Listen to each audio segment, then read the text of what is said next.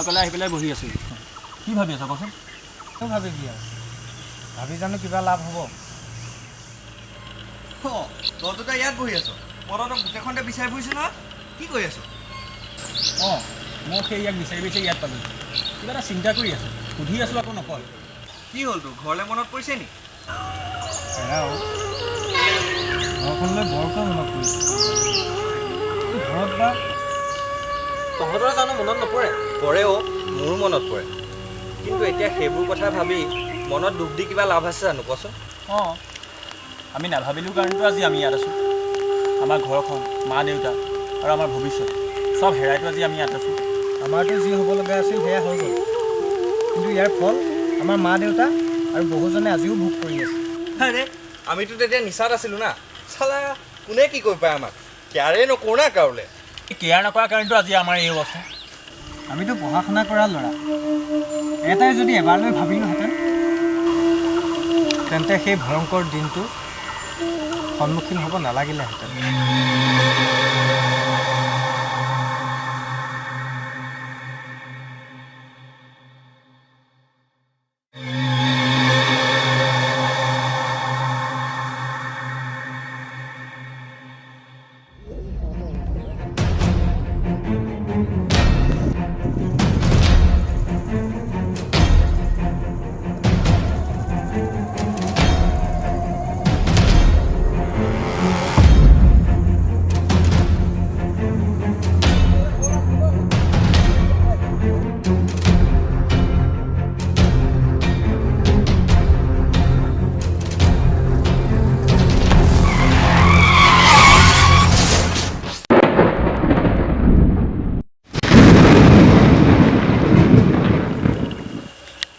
আপোনালোকে নিশ্চয় গম পালেই আমাৰ লগত কি ঘটিছে আমি নিজৰ মুখামিৰ বাবে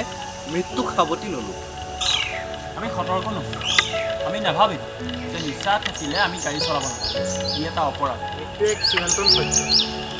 সকলো মানুহৰে এদিন মৃত্যু হ'ব কিন্তু আমাৰ দৰে এনেধৰণৰ অপৰাধ কৰি আপোনালোকে নিজক নামাৰিব আপোনালোকলৈ এটি অনুৰোধ সুস্থ চিন্তা কৰক জীৱন যাত্ৰাত আগুৱাই যাওক বাচি থাকক আৰু আনকো বচাই ৰাখক জীৱনটো উপভোগ কৰক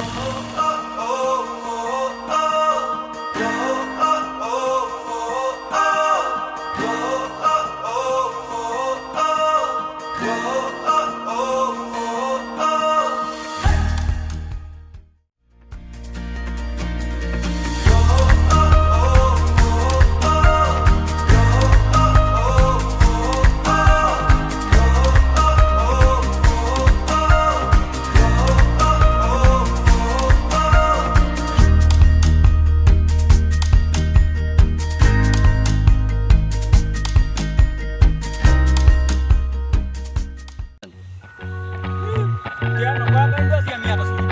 আমাৰ ঘৰখন মা